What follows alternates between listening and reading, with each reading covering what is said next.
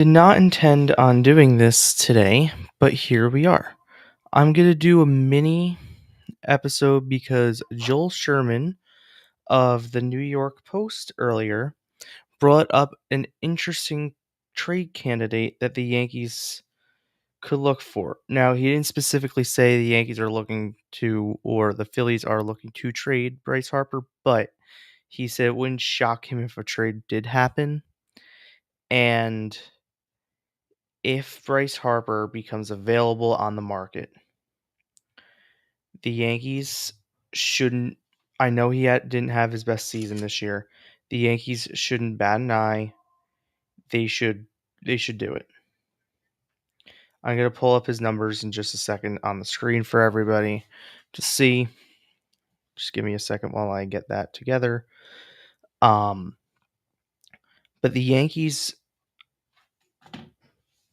should have gone after Harper a couple of years ago. They didn't. That's fine. I'm not going to be a revisionist historian and sit here and say, well, because they didn't sign Harper, that's the reason they haven't won. No, because as Joel Sherman kind of noted without really noting, Bryce Harper could is a good player, but he's a bit of a diva in the clubhouse. And by a bit, I mean he can be a problem at times. And the Yankees cannot have a player that is a complete issue in the clubhouse. That's a bad mix. One of the things that I think we all liked the most about the Yankees this season is their clubhouse chemistry. It was awesome. It seemed like everyone mostly got along and things got done well. And if you're adding a person that I guess is a clubhouse cancer, say, that's not the best thing, but I don't think Bryce Harper is as big of a clubhouse cancer as everyone thinks. The guy wants to win. All right, he's in the same boat of everyone else that's going to be on this 2026 Yankee squad. They all want to win, right? Bellinger won, I think, in LA in 2020, but that's I never deemed it as the Mickey Mouse ring, but a lot of people do, so he might think that as well. While I don't think he does, I don't know what he thinks or how he thinks, and I don't want to assume that on behalf of him. But that's certainly a thought of, okay, that's a Mickey Mouse ring. It doesn't matter. Why is this not working? But I think Harper is someone who wants to win. And with the short porch, he had not his best offensive season, as Dave Dombrowski kind of alluded to very, very rudely. I thought it was kind of unwarranted because the reason not the Nationals, the reason they lost was not because of Bryce Harper. It was because their bullpen was not great at all.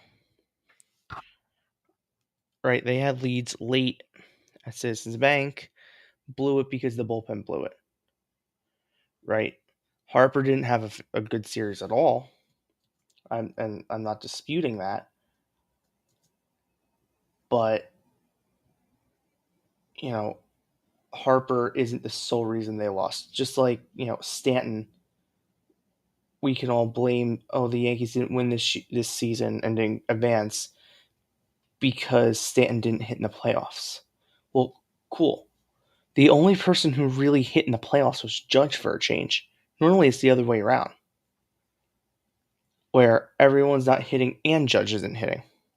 This year, Judge hit, but nobody else hit. And that was the problem. Nobody hit. And the Yankees couldn't pitch, as the starting rotation was abysmal in the ALDS, for the exception of Cam Schlittler. And that's why they lost. but they need to have offensive upgrades. And I think Bryce Harper would fit the team very well if he's available. This is a complete pipe fever dream. This is a complete, like, Joel Sherman knows what he's talking about, so I'm not going to say like he's throwing something at the wall and hoping it sticks. He knows what he's talking about. If he's saying there's a possibility that Harper can be traded this offseason, there's a possibility Harper can be traded this offseason. If Joel Sherman's saying it, I wholeheartedly believe it, because Joel Sherman has deemed himself trustworthy in his time as a reporter. He's a trustworthy reporter. So if he's saying, you know, don't be surprised if the Phillies decided to trade Bryce Harper, then I wouldn't be surprised if the Phillies traded Bryce Harper. Saying it's going to happen, but this is what we're looking at: 500 at bats, a 261 batting average, 131 hits, 75 RBIs, 27 home runs, and 844 OPS. Very good defense at first. I can't say he's good in the clubhouse. Harper plays with intensity, that I can say. He's a very intense player. He brings it every day. He's never a player who gives up or a player who,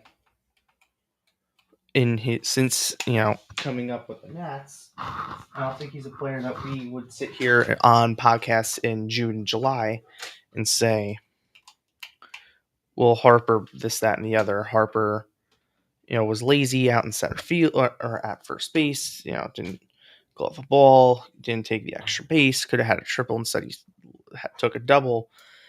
Harper, I don't think, is the person we're going to saying that. If anything, we're going to say he's being too aggressive in situations. He also brings and would bring an intensity to the team. And I get why people wouldn't like him.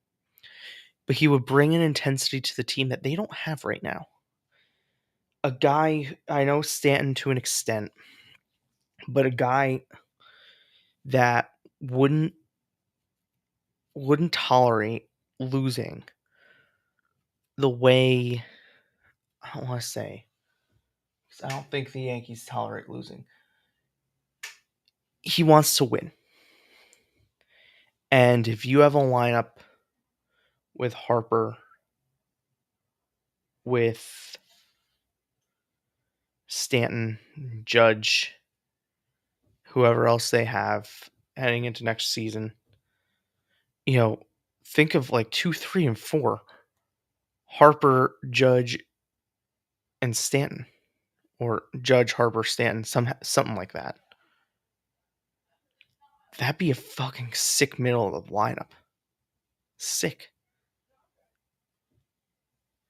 I haven't even thought of this fully yet.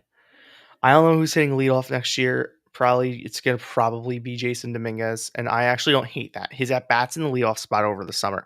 I'm gonna do an entire episode on him because I feel like he deserves an episode, and I'm gonna do it before he potentially gets traded.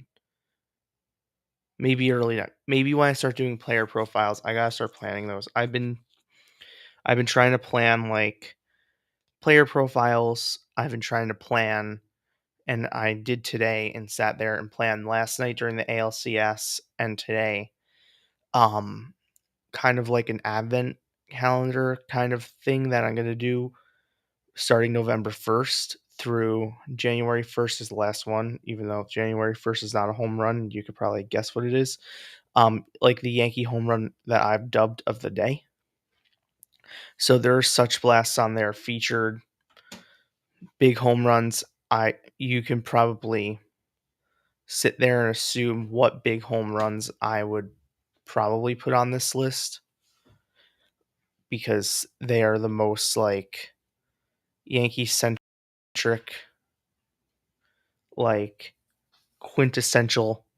These were the New York Yankees. These are our biggest home runs that we have to offer, kind of thing.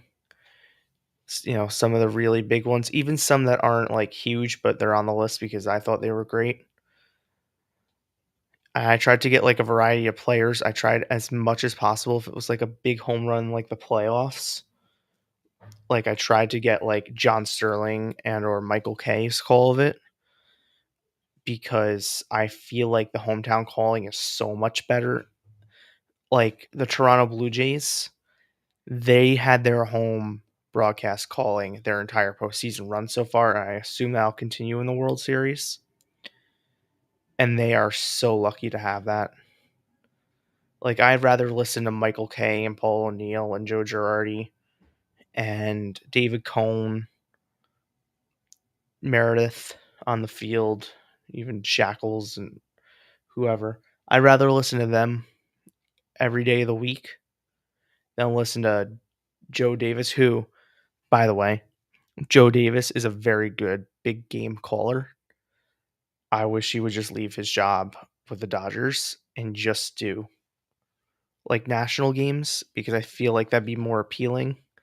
Like even watching the World Series, he did an okay job last year, but there's always going to be a bias because that's his hometown team.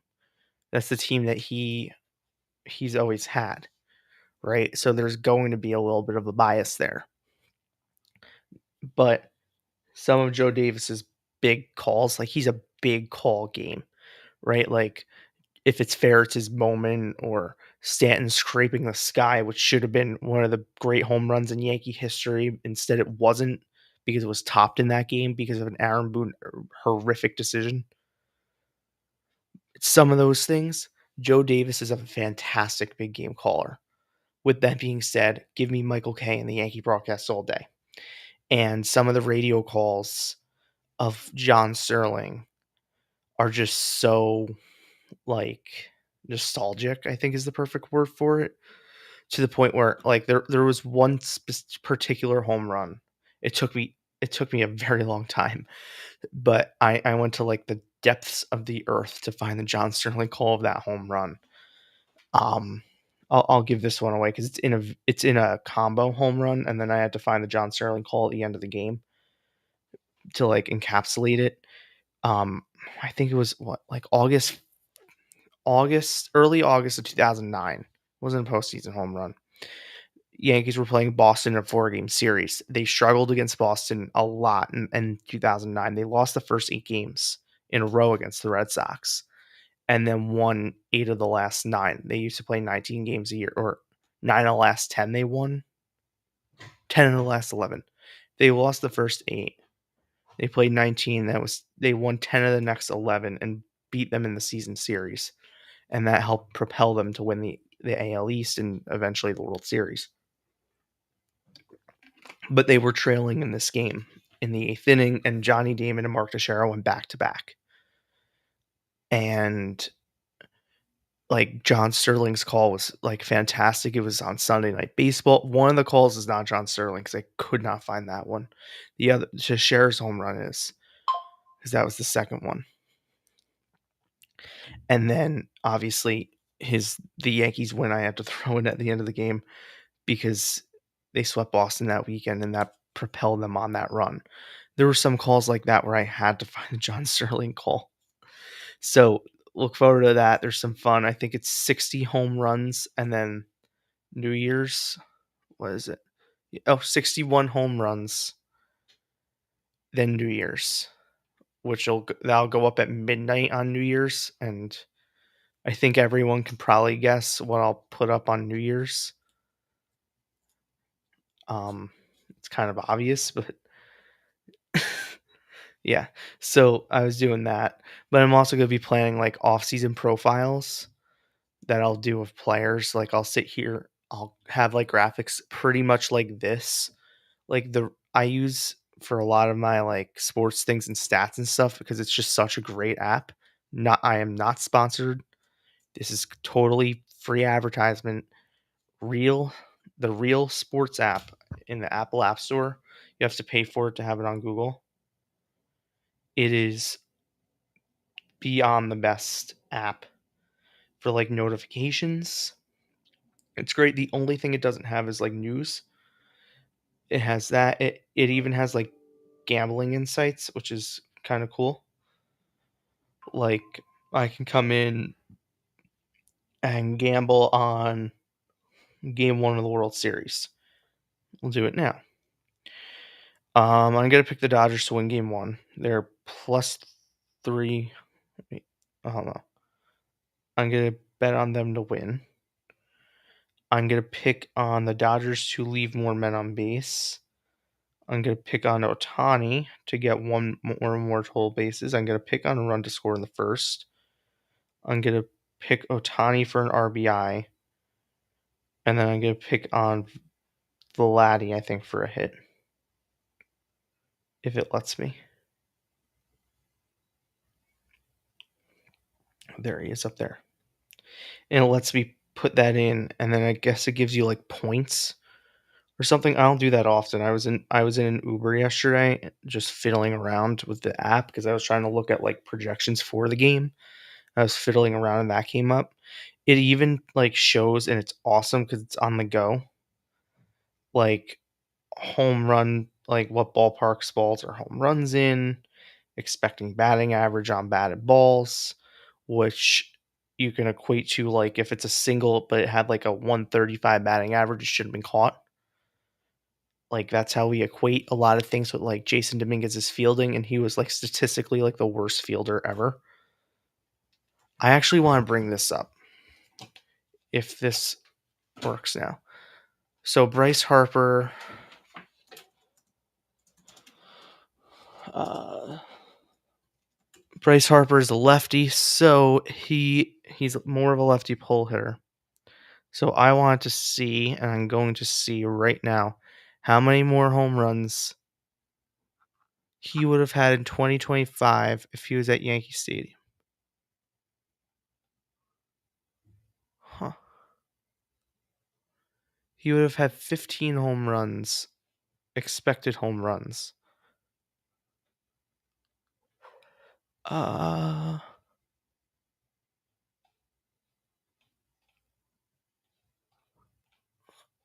it says 15, which is one of the lower ones. 15 is actually one of the lower ballparks. That might be the lowest. I guess he fits very well to Citizens Bank. 15's the lowest. If he played all of his games in Yankee Stadium, he would have had the lowest amount of home runs this season compared to other ballparks. Now, in his career, the numbers are higher. Obviously, he would have had a lot in LA, a lot in Colorado, a lot at Great American. Okay, good numbers at Citizens Bank, like 40 more than he has here. What about Nats Park? 267. So right around where he is, where he would be at Yankee Stadium. Uh, Let me see. Bryce Harper expected home runs per ballpark. Obviously, this doesn't take into account his like weather. Like weather plays a part in this. Like obviously weather's different in Philadelphia. And you play half your games on the road, but I definitely that's something to watch. Now I don't think the Yankees are gonna get Bryce Harper. It's kind of because I think we all wanted him at a time free agent. So maybe, but I don't think so. I don't think Bryce Harper is like totally realistic. Uh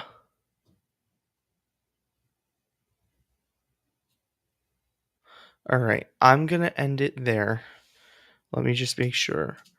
Sherman. I'm gonna end it there because that's really all I have. I just wanted to talk a little bit about the potential that Bryce Harper could be traded, which I think is cool. And yeah, have a good day. Go Yankees next season. And then World Series starts Friday. I'll probably do a live at some point tomorrow. And then I'll be back